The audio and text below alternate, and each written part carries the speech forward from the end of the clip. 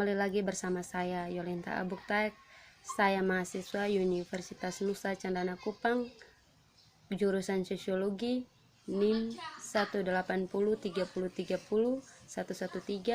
kelas C semester 6, mata kuliah Pendidikan Anti Korupsi. Korupsi merupakan perilaku merampas hak yang sepantasnya menjadi milik kepentingan masyarakat atau seseorang hingga dijadikan untuk kepentingan pribadinya atau hanya untuk kepuasan hawa nafsunya.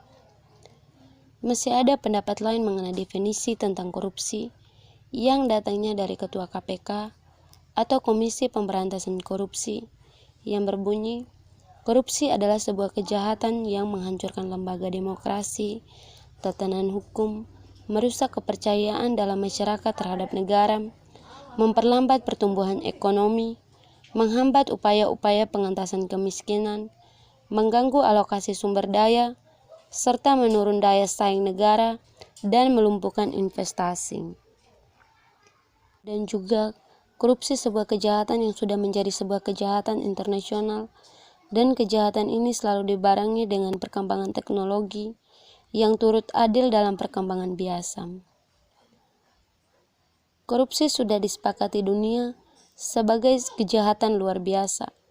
Dengan demikian, penanganan korupsi sebagai sebuah kejahatan yang membutuhkan kewenangan, pengetahuan, dan kemampuan memanfaatkan teknologi.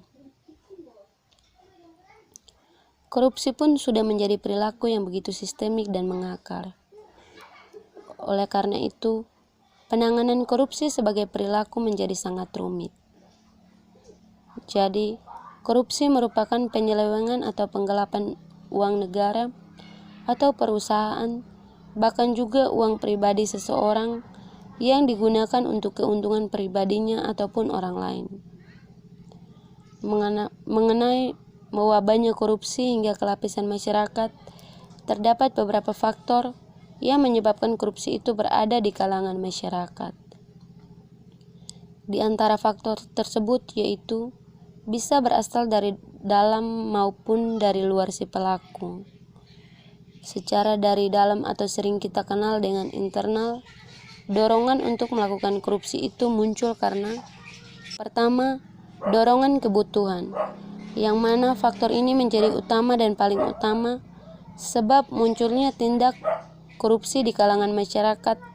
Seseorang terpaksa melakukan korupsi dengan gaji yang jauh dari mencukupi dibanding dengan kebutuhannya yang sangat amat besar, karena memikul tanggung jawab yang sangat berat pula. Seperti halnya, sering kita lihat seorang bapak-bapak berani nekat korupsi karena ingin menafkahi keluarganya, serta ingin menyekolahkan anaknya hingga ke jenjang yang tinggi. Yang kedua, dorongan keserakahan.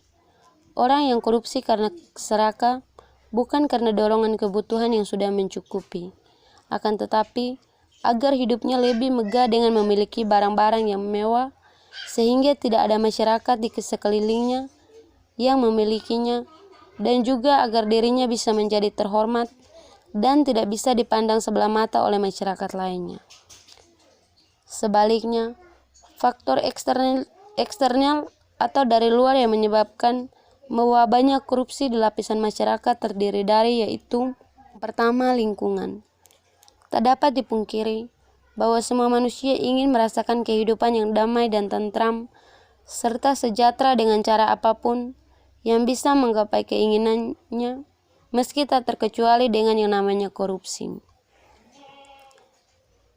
Contoh konkretnya saja seperti aparatur desa yang ketika bertugas di kantor lurah dan diperhatikan uang yang banyak oleh temannya, dan diberitahu bahwa uang itu adalah hasil dari korupsi.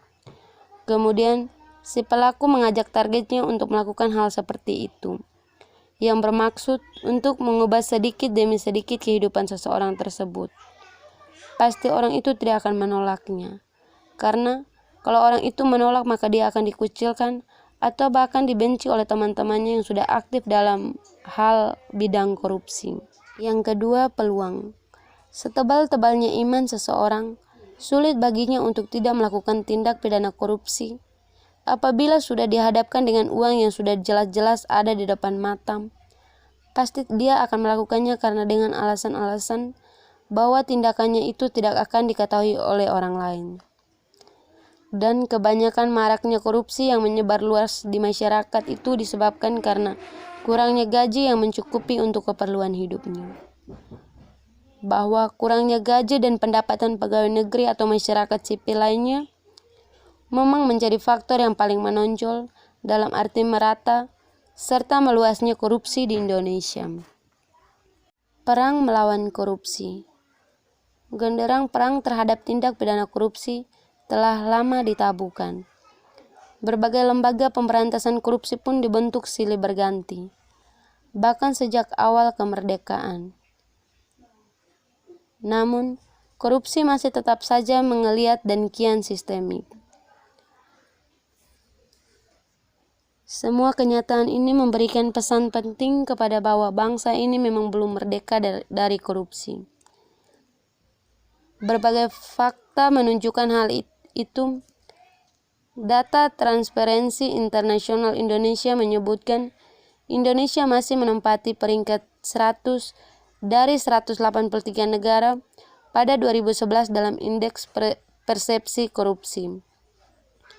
Sementara itu, para peneliti dan mantan pejabat mengakui 30% angka kebocoran anggaran belanja negara yang pernah dilontarkan pada paruh kedua tahun 1980-an masih berlaku hingga saat ini.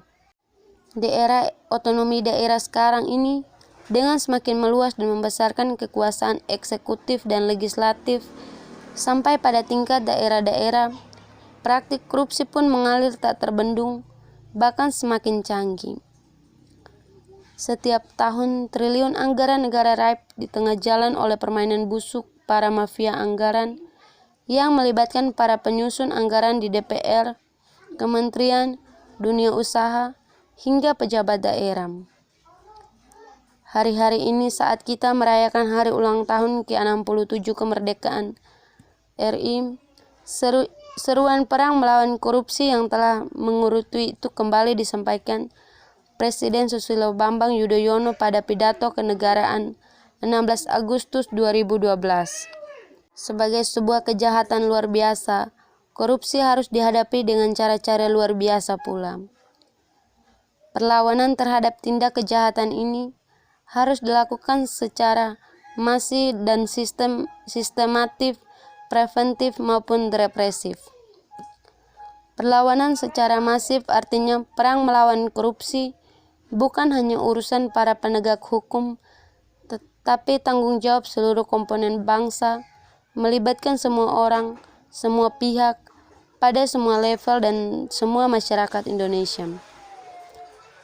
Begitu pula sebagai sebuah kejahatan yang sudah sangat sistemik, perang melawan tindak pidana korupsi tidak cukup hanya dengan menggunakan perangkat hukum yang ada saat ini, tapi juga dengan cara lain. Salah satunya adalah pembuktian terbaik. Karena itu, kita dorong pemerintah dan anggota parlemen segera menyusun undang-undang pembuktian terbalik dan pemiskinan koruptor. Dengan undang-undang ini, seorang pejabat yang memiliki kekayaan di luar batas kemampuan atau gaji yang diterimanya setiap bulan bisa langsung diperoleh hukum. Secara kasat mata, kita bisa saksikan begitu banyak pejabat yang harta kekayaan dan pola hidupnya jauh di atas pendapatan resmi. Pemiskinan koruptor juga diperlukan agar mereka yang terjerat tindak pidana korupsi benar-benar kapok dengan perilakunya itu. Di penjara saja sangat tidak cukup. Harus ada juga kewajiban bagi koruptor untuk mengembalikan semua uang dan harta kekayaan yang dihasilkan dari perbuatan korupsinya. Kita yakin jika ada efek jerah berupa kemiskinan koruptor, tindakan pidana korupsi akan menurun. Orang akan pikir 1000 kali untuk korupsi. Langkah preventif juga sangat penting. Ini dilakukan dengan menanamkan nilai-nilai anti korupsi kepada anak-anak sejak usia dini. Anak-anak dididik untuk jujur dan tidak mengambil sesuatu yang bukan miliknya. Sekolah juga harus mengambil peran penting untuk langkah preventif ini. Pendidikan akhlak adalah hal penting yang harus diberikan di sekolah-sekolah. Dari sisi represif, para penegak hukum, polisi, jaksa, hakim harus lebih serius, jujur, dan berani menjalankan tugas. Sebagai institusi penegak hukum, Kepolisian Negara Republik Indonesia, Kejaksaan Agung, dan Komisi Pemberantasan Korupsi atau KPK harus benar-benar bersih dan praktik korupsi. Dalam perang melawan korupsi, semua institusi penegak hukum ini harus satu langkah, satu tindakan, saling mendukung dan menguatkan.